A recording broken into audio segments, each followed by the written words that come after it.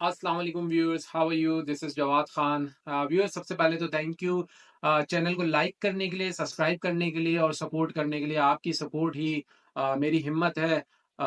ये यूट्यूब का सफ़र एक बड़ा हार्ड वर्किंग और लंबा सफ़र होता है। So thank you so much for everything. Viewers, आज मैच 17 हुआ between Delhi capital and CSK. एक अच्छा मैच हुआ, लेकिन कहीं ना कहीं सीएसके इस बार आईपीएल के अंदर वैसी परफॉर्मेंसेस नहीं दे रहा जैसे कि प्रीवियस आईपीएल्स के अंदर वो देता हुआ आया है। One of the top contender है जिसने सबसे ज्यादा ट्रॉफीज उठाई हैं आईपीएल के अंदर। सबसे पहला आईपीएल भी जो है वो सब दूसरा आईपीएल जो है वो सीएसके जीता था। सबसे पहला तो मुझे याद है अन आउट ऑफ द बॉक्स जाके जो है राजस्थान रॉयल्स जीते थे शेन वॉर्न की कप्तानी में। हालांकि उस टूर्नामेंट की सबसे वीक टीम थी वो, और कोई एक्सपेक्ट ही नहीं कर सकता था कि शेन वॉर्न की वो टीम जीत जाएगी। उसमें कोई ज्यादा स्टार्स भी नहीं थे, लेकिन वो टीम जीती थी। तो लेकिन मैं ये बात कर रहा हूँ कि सीएसके सबसे ज्यादा ट्रॉफीज उठाने वाली टीम है। और महेंद्र सिंह धोनी जो शुरू से इस टीम के साथ है और आज तक इस टीम के साथ हैं, मेरा आई गेस एक दो ही प्लेयर्स हैं जो शुरू से अपनी टीम के साथ हैं। एक विराट कोहली हैं आरसीबी के साथ। हालांकि आरसीबी अभी तक कोई ट्रॉफी नहीं उठा सका। आरसीबी के अंदर बड़े बड़े स्टार्स जो है वो एट अ टाइम आईपीएल के एडिशंस में रहे हैं, लेकिन नहीं उठा सका। इस पे भी हम फिर कभी बात करेंगे कि क्या वजह हुई कि इतने बड़े बड़े स्टार्स होने की वजह से बाद भी एबी डिविलियर्स हुआ करते थे, विराट कोहली तो अभी भी है, और भी बहुत सारे स्टार्स थे जिसके बाद भी कभी आरसीबी जो है वो ट्रॉफी नहीं उठा सके।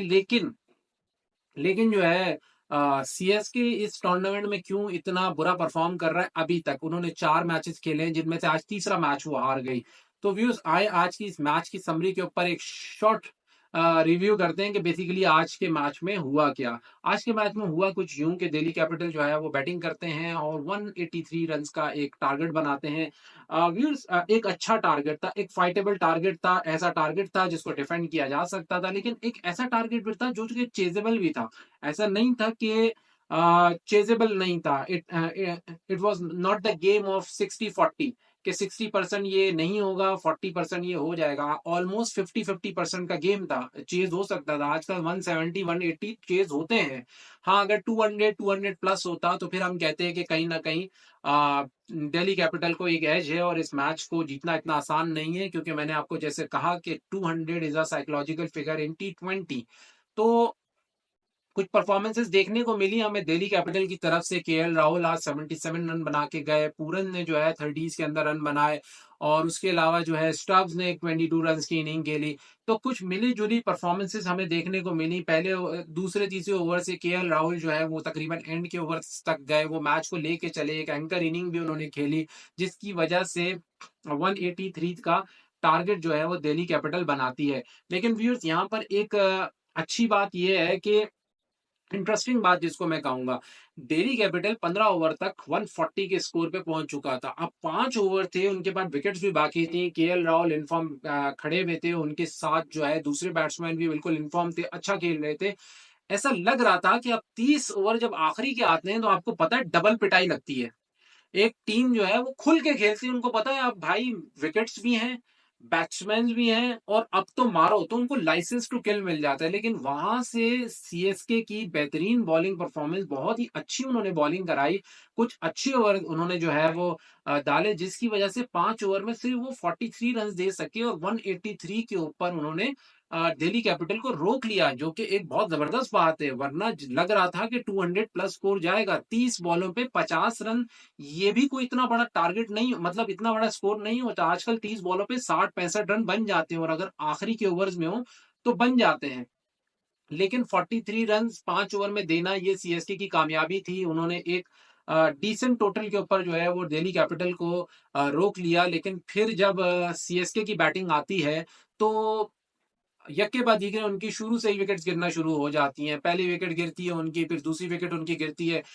20 रन के ऊपर उनकी 2 विकेट्स गिर जाती हैं, 40 रन के ऊपर उनकी 4 विकेट गिर जाती हैं, 55 रन के ऊपर उनकी 5वीं विकेट गिरती है, 76 रन के ऊपर उनकी 6ठी विकेट गिरती है। करते करते तकरीबन उनकी आप समझ लें कि 6 विकेटें तो 100 रन से पहले ही गिर जाती हैं, फिर जब शंकर और एमएस धोनी जो है विकेट पे खड़े होते हैं। शंकर और एमएस धोनी फिर वहां से मैच के अंदर एक अच्छी इनिंग खेलते हैं, दोनों ही नॉट आउट गए हैं।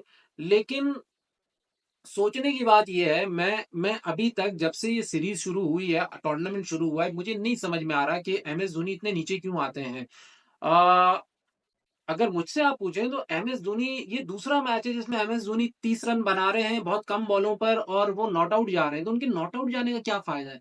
आपको नहीं लगता कि एम एस धोनी जैसा प्लेयर कम से कम फोर्थ या फिफ्थ पे खेलना चाहिए? और खास तौर पे जब चेजिंग सिचुएशन है, जब आपको पता है कि ऑलमोस्ट लाइक 11-12 का एवरेज आ गया है, तो आप किसी प्लेयर को पीछे कर दो और एम एस धोनी को आगे कर दो। जडेजा हर मैच में उनसे आगे जा रहे हैं, मुझे नहीं समझ में आ रहा कि जडेजा ज्यादा बड़े प्लेयर हैं या एम एस धोनी ज्यादा बड़े प्लेयर हैं। और मैं फिर वही बात कहूंगा, देखिए यंगस्टर्स आगे जा रहे हैं ना, उनसे पहले जा रहे हैं बैटिंग करने। ये बात समझ में आती है कि चले मान लेते हैं कि यंगस्टर्स को ग्रूम किया जा रहा है, उनको ज्यादा बैटिंग चांस दिया जा रहा है। एम एस धोनी अपना कैरियर खेल चुके हैं, ऑलमोस्ट वो अपना आईपीएल का भी कैरियर खेल चुके हैं, समझ में। लेकिन जडेजा, जडेजा क्यों? जडेजा तो खुद जो है वो अपनी रिटायरमेंट के करीब है हर फॉर्मेट से। वो तो एम एस धोनी के साथ ही तो खेलते थे और अभी तक इंडियन टीम के साथ खेल रहे हैं और वो अपनी रिटायरमेंट के करीब है। तो ऐसा तो नहीं है कि जडेजा को चांस दिया जा रहा है, तो आई डोंट नो। और मैं नहीं समझता कि जडेजा जो है वो कहीं भी एम एस धोनी से बड़े बैट्समैन है। तो अगर अगर ये शंकर और एम एस धोनी जो है ये मैच के अंदर पहले आ चुके होते, 4-1-5 ओवर पहले अगर ये आ जाते, जडेजा से पहले एम एस धोनी आ जाते, तो शायद मैच का रिजल्ट कुछ और होता। ये दूसरा मैच है जिसमें 30 वो नॉट आउट करके जा रहे हैं, तो नॉट आउट का क्या फायदा हुआ? लेकिन खैर, एक अच्छी पार्टनरशिप लगती है। दोनों बहुत अच्छा खेलते हैं, एम एस धोनी भी जो है वो अच्छी परफॉर्मेंस देते हैं, शंकर भी दूसरी तरफ से एक जबरदस्त हिटिंग करते हैं। शंकर अपनी 50 कंप्लीट करते हैं, M S Dhoni 30 not out जाते हैं। और 157 के स्कोर पर जो है ये टीम सी एस के जो है अपना मैच क्लोज करती है। 20 ओवर्स में वो सिर्फ 157 रन ही बना पाते हैं। और कुछ और कुछ 25 रन के मार्जिन से, 25 रन के मार्जिन से ये मैच दिल्ली कैपिटल जीत जाती है। दिल्ली कैपिटल की अगर बात करें हम, तो Delhi capital is on roar. 3 matches खेले, तीनों के तीनों जीते और अब तक पॉइंट्स टेबल के अंदर वो सबसे टॉप पर है, लीड कर रहे हैं। अक्षर पटेल की टीम जो है वो पॉइंट्स टेबल पे लीड कर रही है, कोई मैच अभी तक नहीं हारी है, सुपर फॉर्म में है, सुपर जो है वो इस टूर्नामेंट में जा रहे हैं। लेट्स सी, अभी टूर्नामेंट खुला हुआ है, बहुत सारे मैचेस आने को बाकी हैं।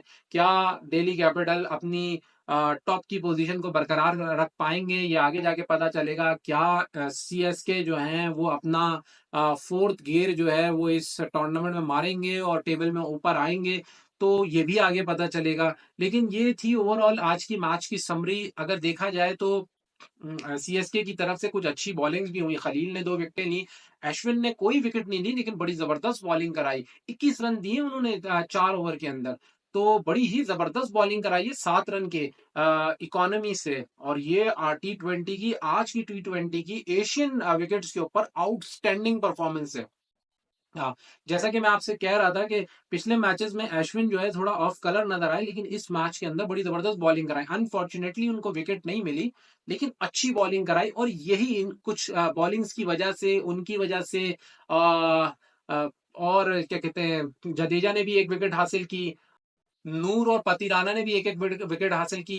पतिराना ने भी 7 की एवरेज से जो है, 7 की इकोनॉमी से जो है वो बॉलिंग कराई है, बहुत ही जबरदस्त बॉलिंग कराई है। और सबसे आउटस्टैंडिंग बॉलिंग कराई है खलील ने, उन्होंने 6.5 की इकोनॉमी के साथ बॉलिंग कराई और 2 विकेट्स लिए हैं।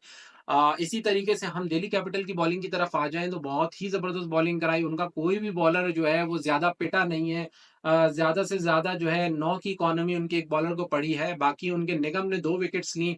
बेसिकली उनकी बॉलिंग के अंदर हमें ये देखने को मिलता है कि उन्होंने सीएसके को कंटेन किया, उनको ज्यादा रन्स नहीं बनाने दिया। हालांकि वो उनके सारे प्लेयर्स आउट नहीं कर सके, सीएसके के सिर्फ 6 ही प्लेयर आउट हुए, दोनों एंड के प्लेयर जो है नॉट आउट गए, लेकिन उन्होंने रन्स को कंटेन किया, जिसकी वजह से सीएसके इस मैच में क्लोज नहीं आ सका और एक 25 रन के मैच मार्जिन से वही मैच हारता है। तो ओवरऑल अगर देखा जाए तो बड़ी अच्छी बॉलिंग कराई दिल्ली कैपिटल ने। तो ये थी व्यूअर्स आज के मैच की समरी, ये थे पॉइंट्स टेबल की समरी। सीएसके इस वक्त नीचे से तीसरी पोजीशन पर है और दिल्ली कैपिटल ऊपर से टॉप पोजीशन पर है।